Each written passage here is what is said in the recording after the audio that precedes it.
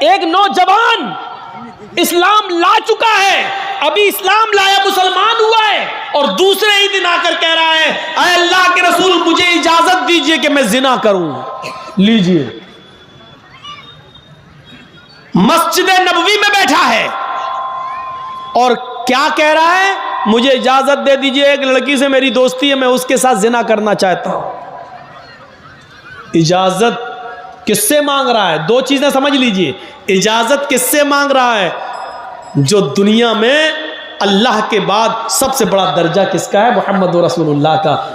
اجازت کس سے مانگ رہا ہے؟ دنیا کی سب سے بڑی ہستی سے۔ اور اجازت کس چیز کی مانگ رہا ہے؟ زنا، سب سے گندے کام کی۔ سوچئے، اجازت کس کی مانگ رہا ہے؟ سب سے گندے کام کی۔ اور اجازت کس سے مانگ رہا ہے؟ دنیا کی سب سے بڑی ہستی سے۔ آپ مولانا جرجیز کو دیکھیں گے، بیڑی پیتے ہوئے آ رہے ہیں، جرجیز صاحب کو دیکھیں گے، مولانا آ رہے ہیں، دبا دیا۔ بہت کم لوگ ایسے ہیں جن کے پاس اتنا بڑا دل و گردہ ہو کہ جرجیز صاحب کے سامنے تمباکو کھا رہے ہیں۔ اور کچھ تو دل والے اتنے بڑے ہیں کہ اللہ کا ڈر نہیں تو ان کا ڈر کیا ہے؟ ایسے بھی لوگ دنیا میں پڑے ہوئے ہیں۔ وہ تو زنا کی اجازت مانگ رہا ہے، صحابہ گور ہٹ چپ۔ اللہ کے نبی نے صحابہ سے کہا نہ، ڈانٹو نہیں۔ مولانا جرجیز سے کوئی کہے کہ مولانا صاحب فلاں لڑکی سے دوستی ہے، گناہ کر لوں؟ میں کیا کہوں گا؟ چپ، میری ہمت کیسے پڑی اتنے بڑے گندے کام کی مجھ سے کہنے؟ چپ۔ صحابہ کیا ڈانٹ رہے ہیں؟ پھپ، چپ، ہٹ۔ اللہ کے نبی کہہ رہے نہیں، اس کو ڈانٹو نہیں۔ ادنو منی، یہ ہے حدیث کے الفاظ، مجھ سے قریب ہو جاؤ، میرے پاس آ جاؤ۔ وہ اللہ کے نبی کے پاس آیا، وہ سمجھ نہیں رہا ہے کہ ہم کیا، جس ماحول سے، جس سماج سے نکل کے آیا وہاں زنا کی کوئی حیثیت ہی نہیں، کپڑوں کی طرح لڑکیاں بدلی جاتی ہیں وہاں پر، آج اس کے ساتھ کل اس کے ساتھ پرسوں، کوئی حیثیت، اس ماحول سے نکل کے آیا، زنا کی اجازت مانگتا ہے، جبکہ زنا اسلام میں حرام ہے۔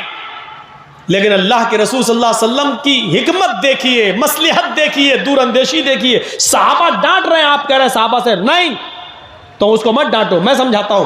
بلایا، ادھر آؤ، کیا اجازت دے دیجئے۔ میں، آپ نے کہا زنا کرنا چاہتے ہو؟ جی۔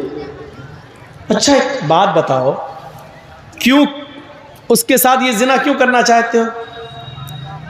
اللہ کے نبی وہ ہمیں اچھی لگتی ہے، اس سے ہماری دوستی ہے، تعلقات ہیں، نہ میں اس کے بنا رہ پاؤں گا نہ وہ میرے بنا رہ پائے گی۔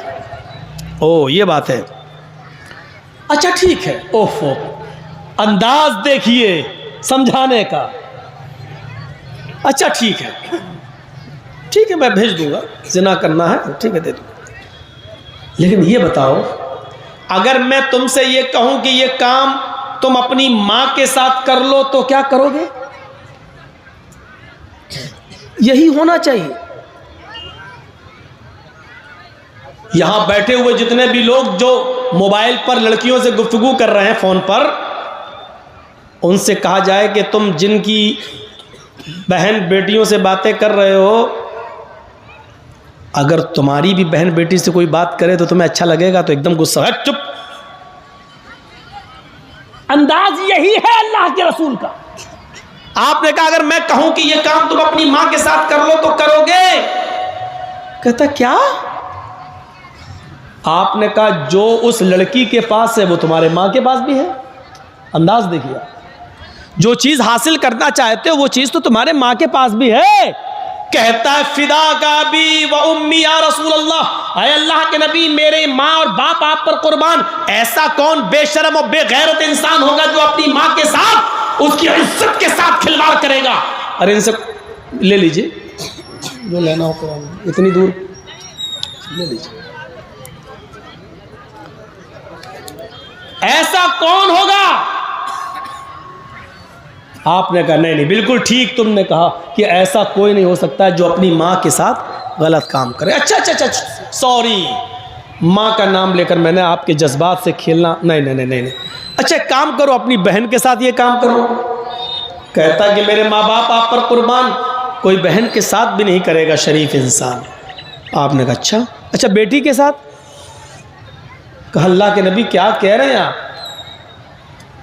کوئی شریف النفس اپنی بیٹی کے ساتھ بھی یہ کام نہیں کرے گا۔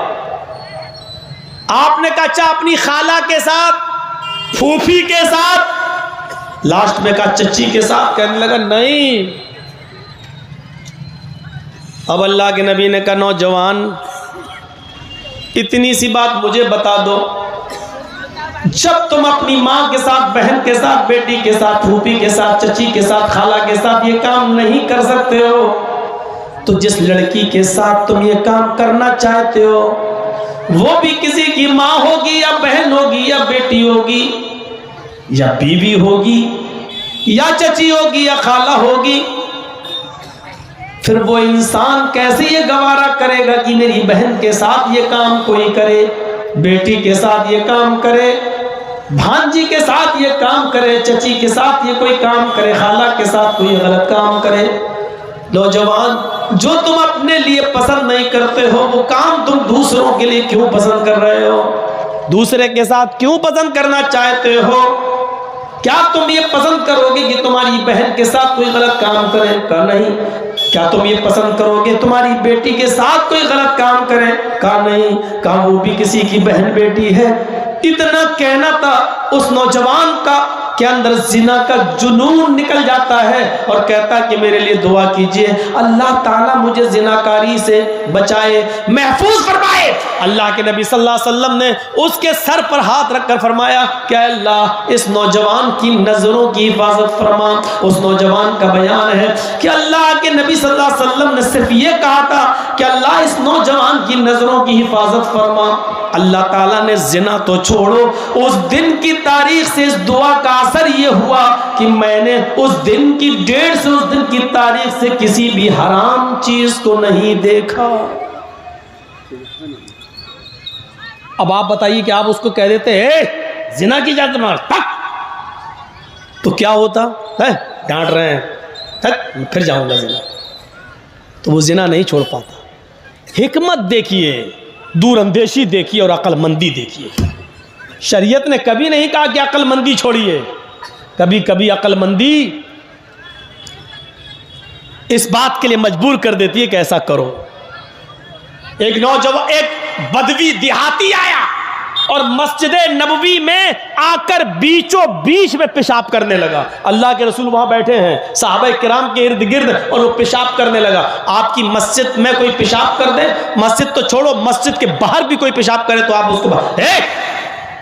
آپ اس کو لاٹھی ڈنڈے لے کے دوڑنے لگیں گے۔